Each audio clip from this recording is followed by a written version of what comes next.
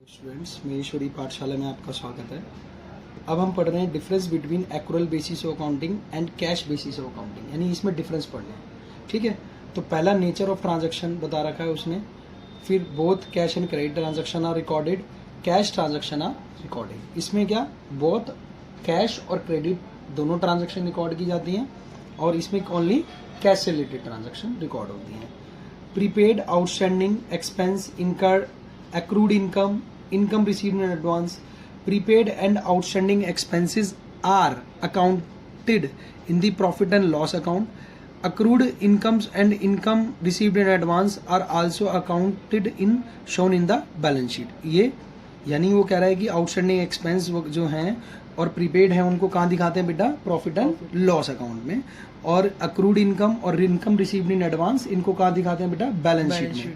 Prepaid and outstanding expenses are not adjusted, इसमें adjustment नहीं की जाती। Similarly accrued income and income received in advance are not adjusted, इसमें adjustment नहीं की जाती। प्रॉफिट और लॉस, करेक्ट प्रॉफिट और loss is ascertain because it records both cash and credit transaction. ये कैश और क्रेडिट ट्रांजैक्शन दोनों को हैंडल करते हैं इसमें।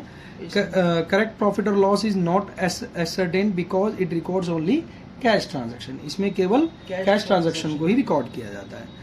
Technical knowledge, the accrual basis of accounting requires technical knowledge as many adjustment like prepaid outstanding capital and revenue are required to be made. मतलब इसमें के लिए आपको टेक्निकल नॉलेज की आवश्यकता होगी एडजस्टमेंट के लिए, आउटस्टैंडिंग की, प्रीपेड की, अक्रूड इनकम की, इनके लिए टेक्निकल नॉलेज की जरूरत होगी। ठीक है, it doesn't require much of technical knowledge as it requires of for accrual basis of accounting। जैसे accrual basis में टेक्निकल नॉलेज की आवश्यकता है, इसमें कोई इतनी आवश्यकता नहीं है। accrual basis of accounting is recognized by the Companies Act 2013। Companies act भी इसको रिकॉग्नाइज करता है, लेकिन कैश बेसिस अकाउंटिंग को रिकॉग्नाइज नहीं करता है, क्योंकि उसमें यार जो प्रॉफिट जो मिलेगा उसके कम चांस हैं जो वो हमें करेक्ट मिल पाए। डाउट है कोई? ठीक है। Acceptability, accrual basis of accounting is more acceptable in business as it reveals correct income and expense besides assets and liabilities ही पता लगती हैं। Cash basis of accounting is not acceptable in business as it doesn't reveal the require information नहीं मिलती है। Accrual basis of accounting is more reliable as it records both cash and credit transaction, cash और credit transaction दोनों record करते हैं, and thus reveals correct profit और loss besides assets and liabilities. Cash basis of accounting is less reliable as it records only cash transaction, क्या करता है?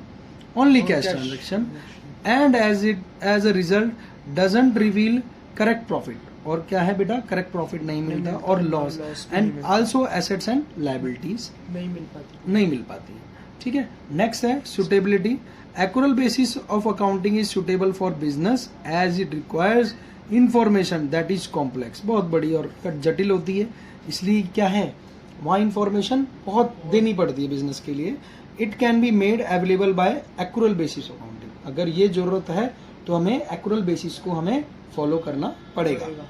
Cash basis of accounting is suitable for not for profit organization and professionals such as chartered accountants, lawyer etcetera, since they less information, क्योंकि उनको कम information की आवश्यकता होती है। अगर आपको ज्यादा इन्फॉर्मेशन की और बहुत जटिल है तो उसके लिए आप एक्रूअल बेसिस को फॉलो करेंगे, अदरवाइज कैश बेसिस। लेकिन कंपनीज एक्ट 2013 क्या कहता है? एक्रूअल बेसिस ही मोस्ट इंपॉर्टेंट है, आप इसको ही फॉलो करके चलिए।